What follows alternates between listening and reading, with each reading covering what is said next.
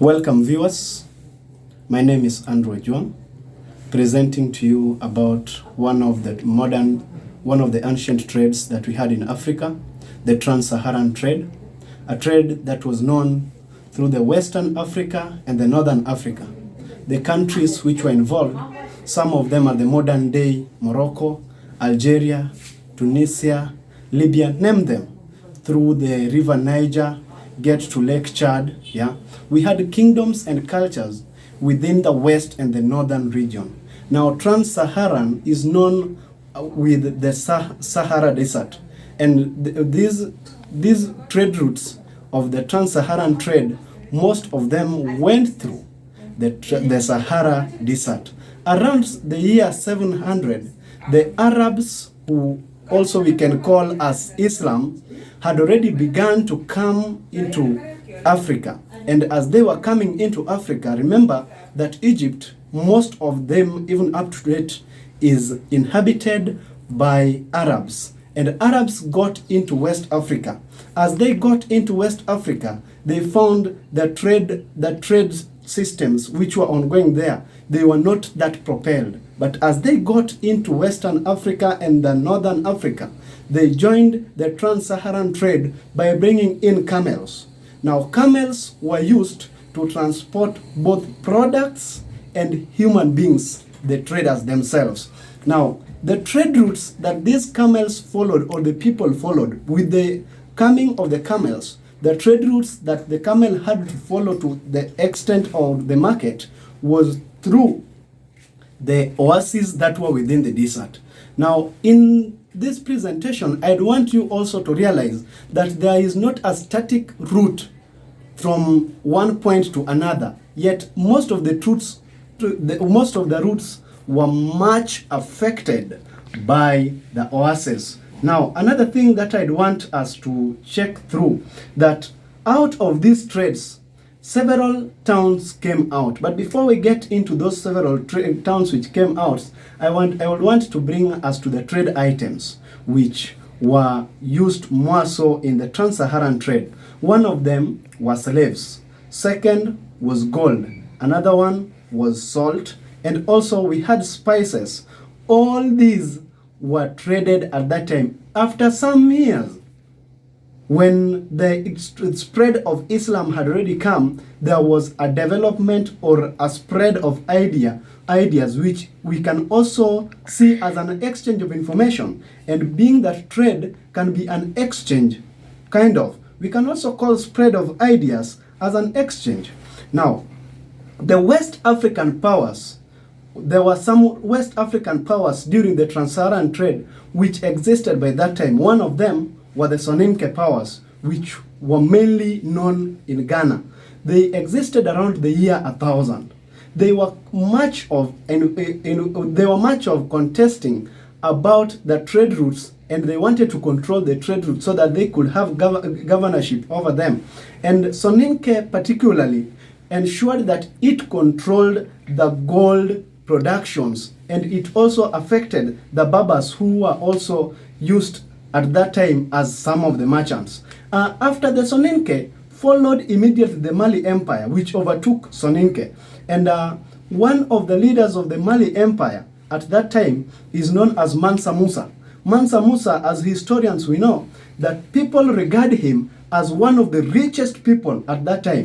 Now, when it came to the era of the spread of ideas, which we tried to talk about some minutes before, concerning Islam, Mansa Musa went to Egypt and to Mecca to offer worship in aiding or according to the Islam practices, knowing very well that originally Mansa Musa was not an Islam.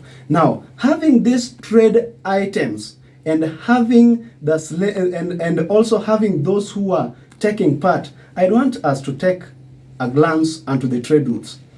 These trade routes, we had three major trade routes connecting the north to the west. We had one to the far west, one to the center, and one to the east. The one to the east was towards Libya. Now, these trade routes, they enhanced trade and exchange. And you know very well that Egypt at this time was the richest, and it acted as a major point or a major part or a major town of the trade by providing several commodities. We had Libya. Libya acted as a center which connected the African interior. Now we also had the facilitators called the Berbers. Yeah. Now, having all this and considering this, we can say that trans-Saharan trade prevailed well. We are not seeing much of wars, much of disagreements, but what we are seeing is the Arabs have got in. We've seen trade routes are developing and the trade is continuing. Let us try to see. When it came to 16th century, the trade began to decline. One of the reasons as to why the trade declined was the European powers, one of them called the Portuguese.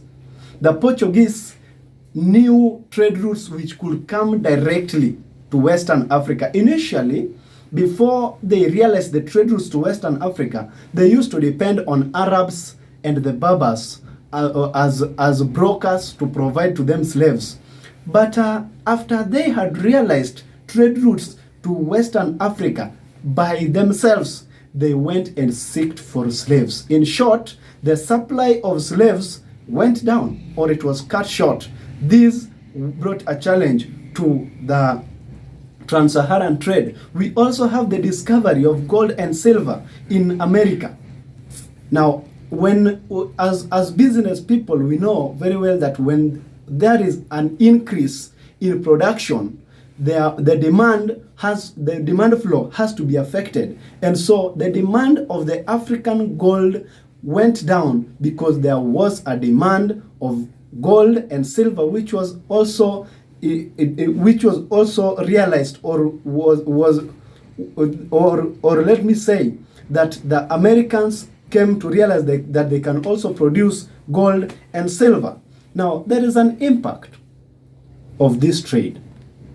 Knowing very well that to the northern side, we had, at the end routes to the northern, we had some major towns which were known at that time. Currently, they are named differently. We had one like the Sijil Massa to the north, and one to the south, which is known very much, is called the Timbuktu. Now, out of the development of the trans-Saharan trade and out of the decline, we can say that there were several impacts. One of them was the enhanced trade. Through the exchange, towns developed. We had said that some of the towns which developed are like the Tunis. We can talk of Tripoli.